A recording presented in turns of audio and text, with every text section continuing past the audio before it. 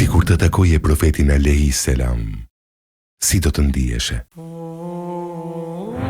A e ke imagjinuar ndonjëherë atë sekond, jo në ëndër, por në realitet, të hapet një derë dhe përballë teje të qëndroj ai, Muhamedi, i dërguar i Zotit, paqja e Zotit qoftë mbi të.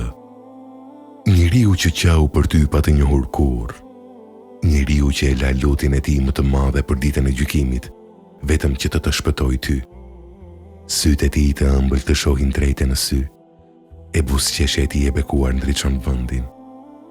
Pyetja nuk është se çfarë do të bënte ai. Pyetja është çfarë do të bëje ti? A do të vrapoje ta përqafosh, apo do t'ulje kokën nga turpi? Nëse ai do të kërkonte telefonin tënd për 5 minuta, a do t'ja jepje pa frikë?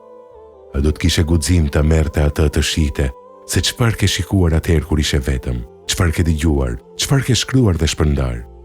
Nëse ai do të hynte në shtëpinë tënde sot, a do të gjej diçka që do ta bënte të buzëqeshte, apo do të duhej të fshihje me nxirje e me turp gjërat që nuk i përkasin rrugës së tij? Sa herë kemi thënë, e dua profetin, por sa herë kemi thyer porosin e tij për një kënaqësi 5 sekondëshe.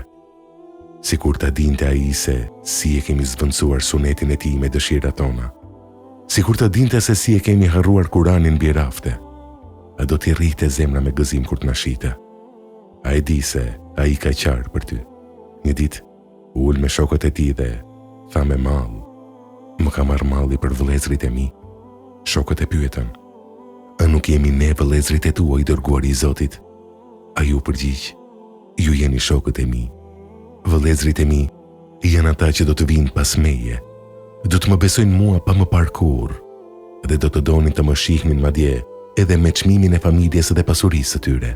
Ai të quajti vëlla, ai të quajti motër. E ti, sa herë ke qarë nga malli për të? Sa herë ke quar salavate mbi të gjatë ditës? Apo je treguar i zën, tepër i zën për njeriu që në ditën e ringjalljes, kur çdo njeri do të thotë shpirti im, ai do të bie në sejdë duke bërtitur me lot, umeti im o Zot, umeti im. Përfytyroje vetëm përballë tij tani.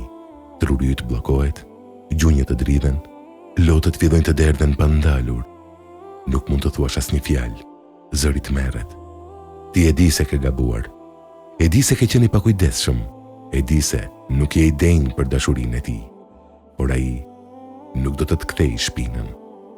Ai do të afrohej, do të shtrinte dorën e tij të ngrohtë e të butë, do të fshinte lotët nga faqja jote dhe do të thoshte, mos qaj, unë e di se ishte e vështirë, e di se jetove në një kohë të trazuar, por ti më deshe mua, edhe pse nuk më pa. A ka dhimbje më të madhe se kjo dashuri, dhe a ka turp më të madh se sa ta tradhtosh këtë dashuri? Sot ai nuk është fizikisht përballë nesh. Sot kemi ende kohë. Nëse do që nesër, kur të takosh te burimi Keutherit, të mos ulesh kokën nga turpi, rregulloje jetën tënde sot. Lëre atë mëkat që po ta vret shpirtin. Bëje një salavat nga thellësia e zemrës. Jeton atë mënyrë që, nëse ai do të vinte sot në shtëpinë tënde, ti mund t'i thuash me krenari dhe me lot gëzimi, o i dërguar i Zotit, të kam pritur gjithë jetën.